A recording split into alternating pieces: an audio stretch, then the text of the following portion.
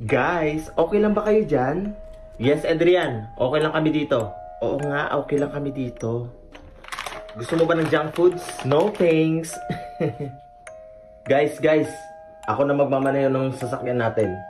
Baklang to? Hindi ka ba lasing? Paano ako malalasing? Ang late-late lang ng iniinom ko. Okay, ikaw ang may sabi niyan. Go ang person. Okay guys, let's go. Let's go. Hoy Marvin, dahan-dahan lang ha. Oo, wag kang mag-alala. Akong bahala. Saka punta to the moon. Road trip. Vroom vroom. Skr skr. Zoom zoom. Sa fake. No room. Mga mata namumula. Asa ng trees. Nadala mo ba? Bawalan tus at teke sa biyahe kung isa ka dyan. Ouch.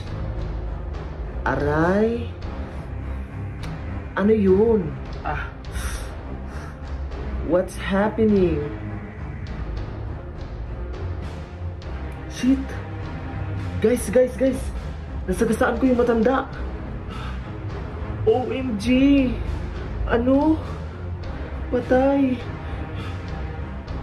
Guys. Kailangan natin itong i-report sa pulis. Wag. Lahat tayo madadamay dito. Lahat tayo makukulong. Hoy, baklang to. Hindi naman kami ang makukulong eh.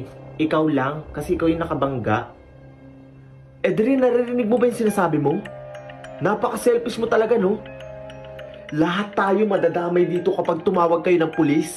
OMG. Paano na yan? Oh my God. Guys. Ito yung plano. Iiwan natin yung bangkay dito ng matanda. Tapos sila na bahala dito. Wala ka bang konsensya, Marvin? Tumahimik ka nga. Isa ka pa, kanina ka pa. Guys, wag na kayo mag-away.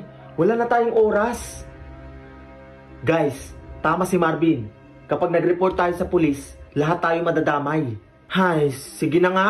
Na-stress ang person.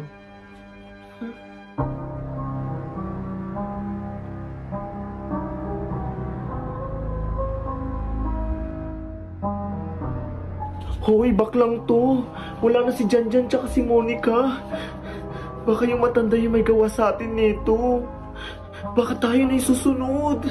Nakakatakot. Tumahimik ka nga, Adrian. Paano magagawa ng isang matanda yun? Wala na nga yung matanda, di ba? Bahala ka nga. Ano ba yan? Anong gagawin ko? Na-stress ng person. Bawal ma-stress ang person. Ay, alam ko na. Tatawag na lang ako sa pulis.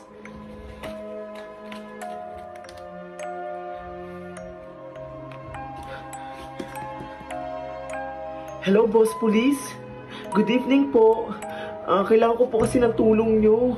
Kasi kahapon po... Huh? Sino ka? Huwag kang lalapit.